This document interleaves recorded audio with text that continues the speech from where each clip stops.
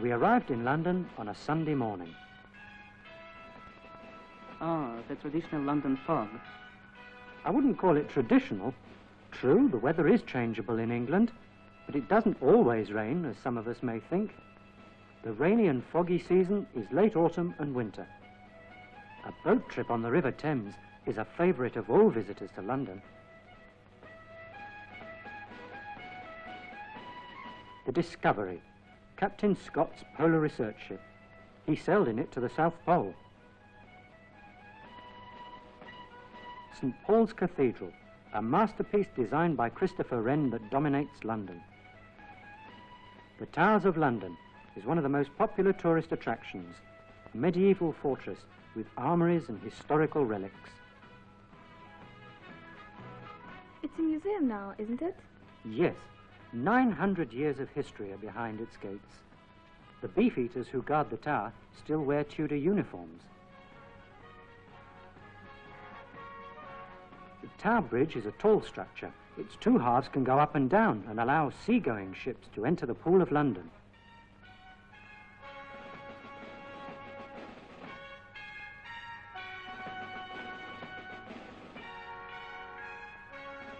Sunday in England is something special.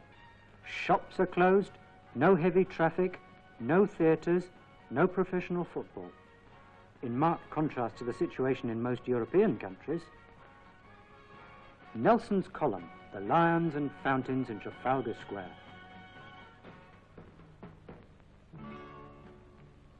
Feeding the pigeons, you know, in Trafalgar Square is a favourite pastime of many Londoners.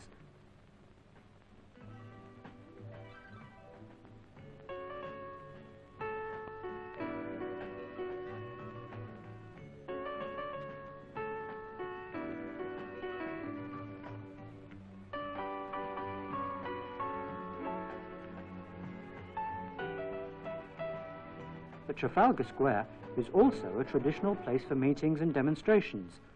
Then it doesn't look quite so peaceful, and these policemen also look different.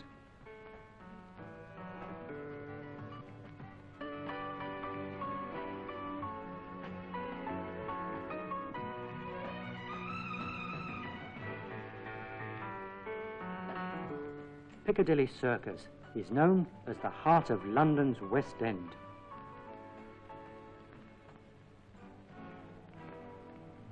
Did you go to the National Gallery and the Tate? Certainly. But what I want to show you is paintings by other artists.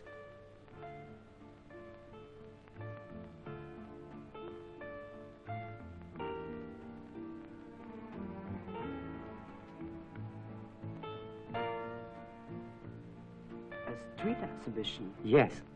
Such artists working on the pavements can still be found in the central streets of London.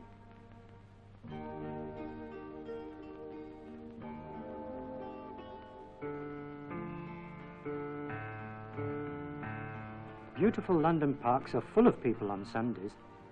According to statistics, there are 7 square metres of green area for each Londoner, on average. The lungs of London. Yes, that's how they're called. And the parks are beautiful. They've been planned to look as natural as nature itself. Walking in the London parks, you have the feeling that you're far, far away in the country. By the way, it was a perfect place to observe how Londoners live, the way they relax. And now, I'm going to take you to the London Zoo. This film section, please. Hurry up.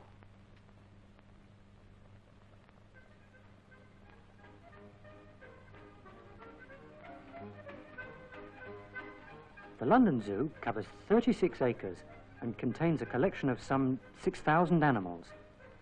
The Zoological Society of London runs it, as well as a country zoo at Whipsnade. Young visitors always enjoy making friends with the animals. Meet Johnny Parrot and Bobby the Elephant.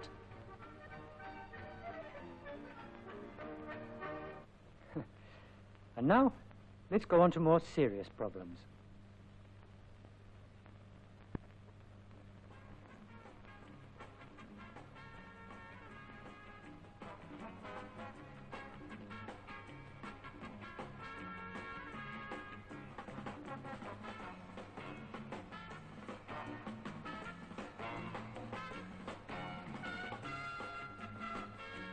Sunday morning is the time for marketing.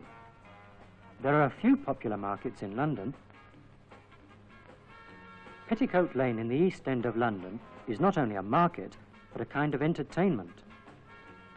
So this is the famous Speaker's Corner in Hyde Park. Where speakers can talk to the people about all sorts of things. Yes, politics, religion, and all that. Don't you think it's hypocritical on the part of the authorities?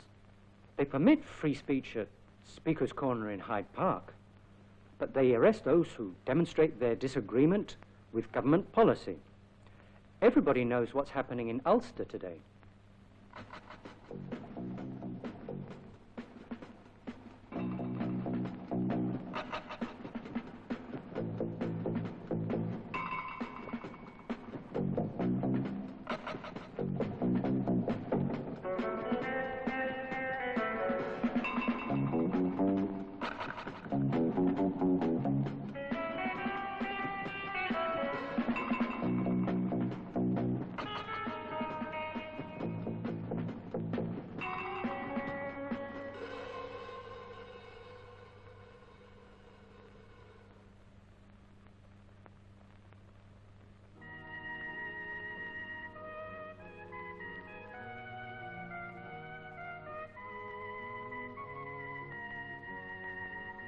Buckingham Palace, the Queen's official residence in London.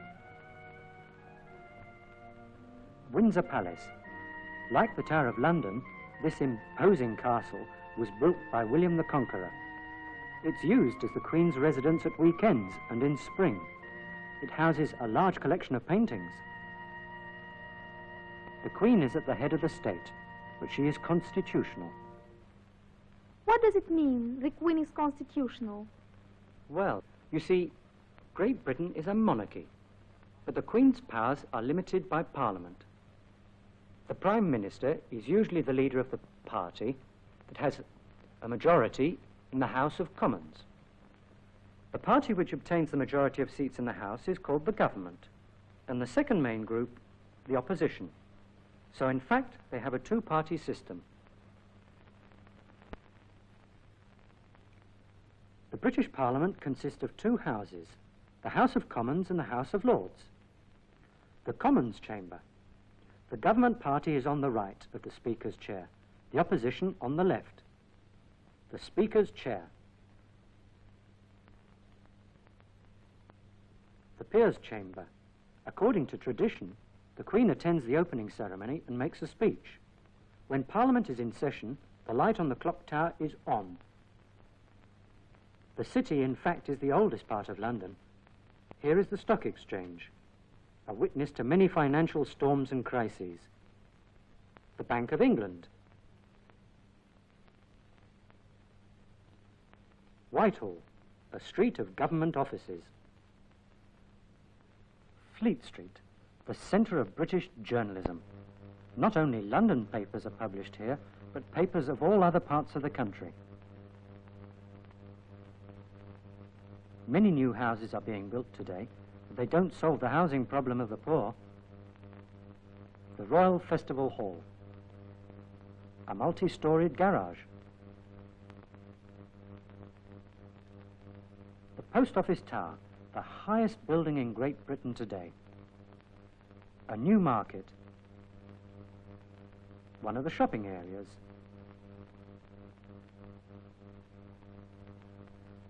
The exotic fruit are imported from other countries, so when the dockers are out on strike, the Londoners are left without bananas and lemons. So many things on display, but can everyone afford to buy them? Ah, that's a good question. At Harrods, one can see a dress displayed in the shop window costing £450.